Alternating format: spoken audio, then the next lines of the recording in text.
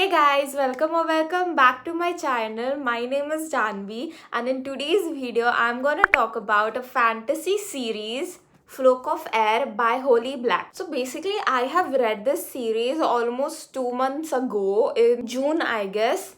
And that time I really loved this book. I loved this series a lot, especially these two books, because in this book there isn't romance, but in these two books there is literally much more romance than this book, and I am always in for romance. I read books for romance. So yeah, but I do love fantasy too. So I thought that this book would contain romance, but it actually did not have any romance. So yeah, I'm gonna talk about these three books individually and my review, my viewpoint on these three books individually, and how much I have rated them on Goodreads.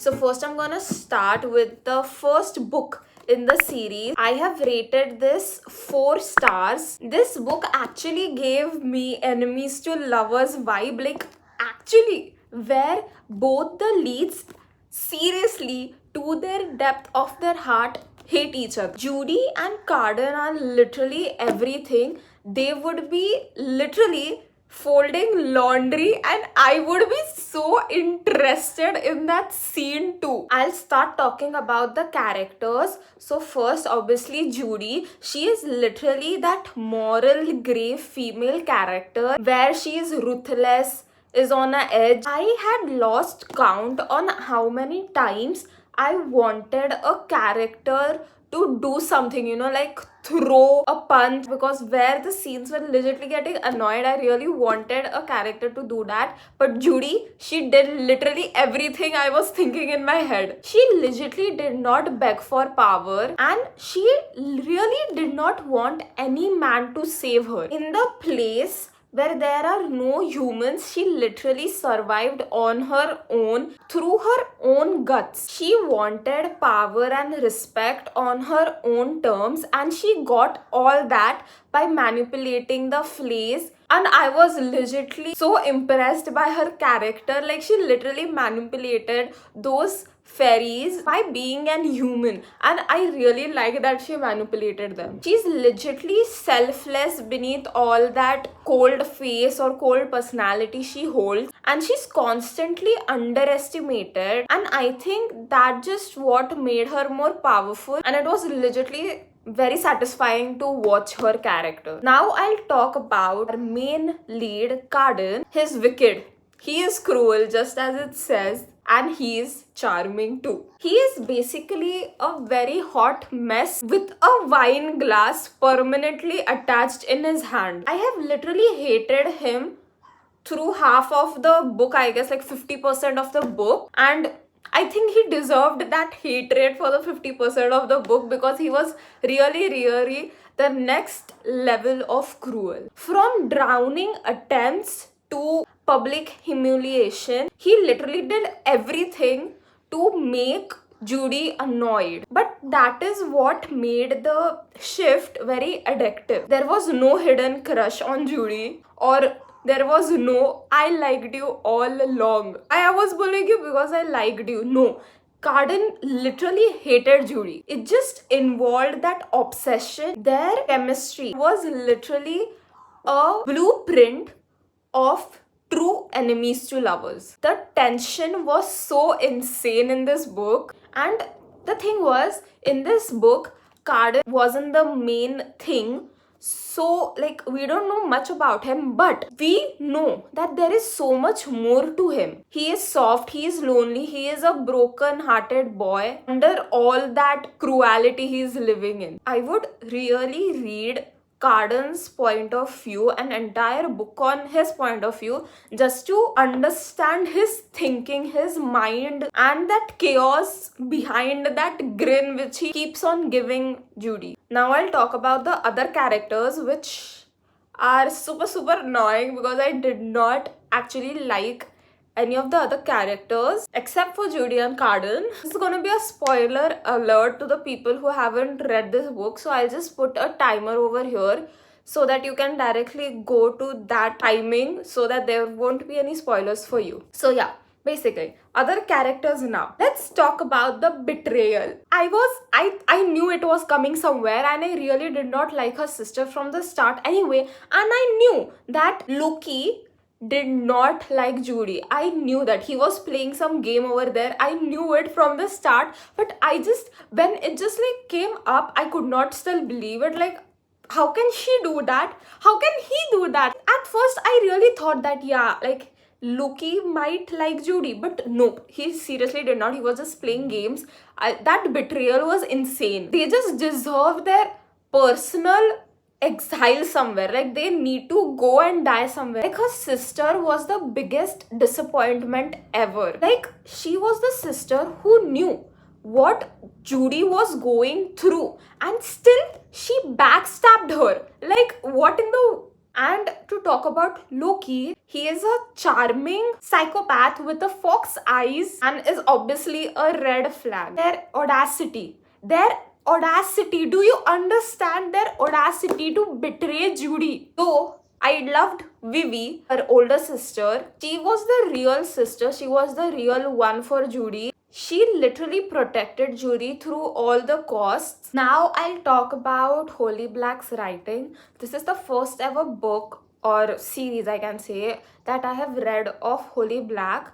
And at first, obviously, I was kind of confused as to what was going on in the story. But slowly, I understood her writing. Like, you really have to read a few pages in, I guess, to understand her writing and the way she has written a story. Even though it was very easy and fast-paced to read, it was still a bit tight for me somewhere, but I still love it. Like, it was dark, it was beautifully described. Like, I felt like I was right there with Judy. Every betrayal, every twist. And even though I am not into politics that much, I really don't care about politics that much, and I have seriously like not a bit of knowledge about politics because I really am not interested in politics. This book made me interested in politics, not in a real world kind of situation, but I would love to read about politics in a fiction world. Basically, like, this series contains a lot of politics, and it was so well done. Like, it was rich, it was messy,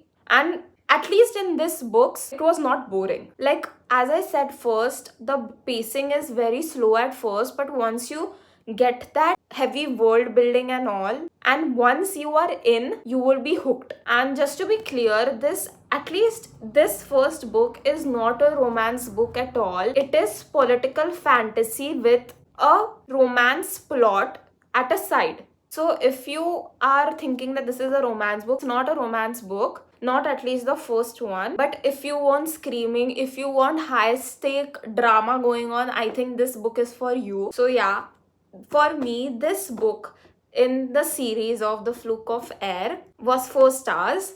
And just to mention on the side note, Judy. Carden, same Carden, same. Now I'm gonna talk about... Oops, sorry, this is the wrong book. Okay, this is the second book in the series Fluke of Air, The Wicked King. So I gave this book a 5 out of 5 stars because this book was awesome.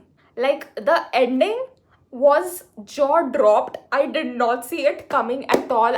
I really did not know how to react to the ending, to be honest. I still cannot process it. Even after 2 months of reading it, I still can't process the ending. If I could, I will really give this book more than 5 stars, if 6 stars possible. This book is literally everything I wanted in a series. Normally, the books which I have read, which are series, the second book I normally do not like at all, or I do not remember the second book in the series. But this book is so memorable. Like, everything is done right in this. Like, I wanted the things to happen, it happened in here. It was seductive, it had twists, and it was full of political backstabbing. And the plot twists, I'll really tell you, the plot twists from this book to this book are so bigger. Like, this book, obviously the plot twist made me scream, cry, throw the book. But this book plot twists, it made me scream, then it made me laugh. It was so funny because the plot was really made me laugh. Holy Black really delivered a world full of brutality, and I seriously was absorbed by every single page of this book. So basically, now in this book, there came more side characters. Like, obviously, there were characters in this also, but new characters were added in this book, so I like to talk about those characters now. So I'll talk about Roach and Bomb first.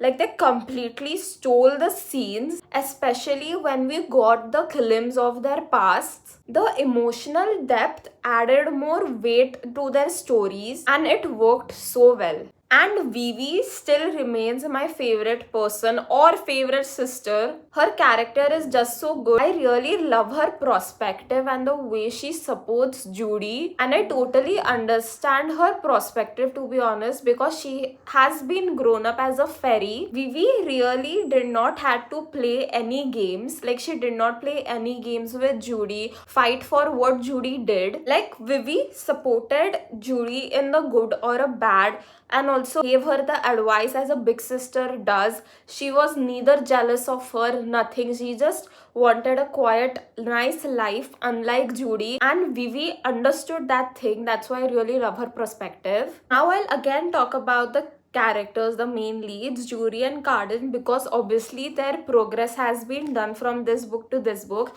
As I said, this book isn't that romantic, but this book has little romance, which makes obviously the main lead fall in love with each other. The way they fall in love with each other is complete mess. It is so beautiful. It has so much emotional depth. Like, it actually gave me emotional damage, not depth.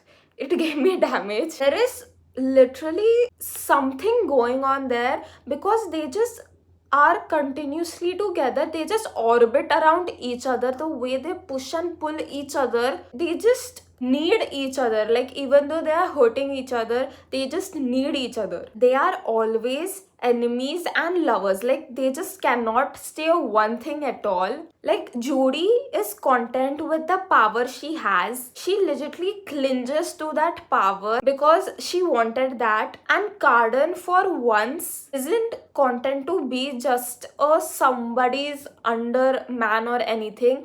I was really satisfied to watch his character grow and to get something he really wanted to do. Like, he had a purpose, and the ending twist was awesome. I'm gonna say this again and again because the ending was jaw dropping. I was seriously very impressed. It was literally a betrayal to the answer of a betrayal. So it was like a betrayal to betrayal. And to be honest, in this world, that is fair. But there were some parts in their relationship which I really felt uncomfortable.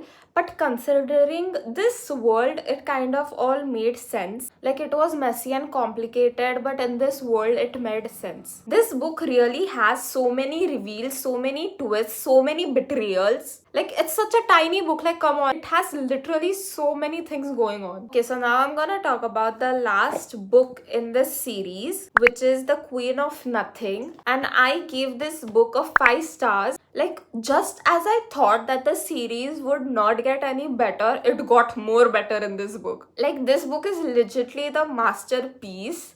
Like, Holy Black came and she delivered a masterpiece. I was on the edge since the page 1 of this book. I literally sacrificed my sleep for this book.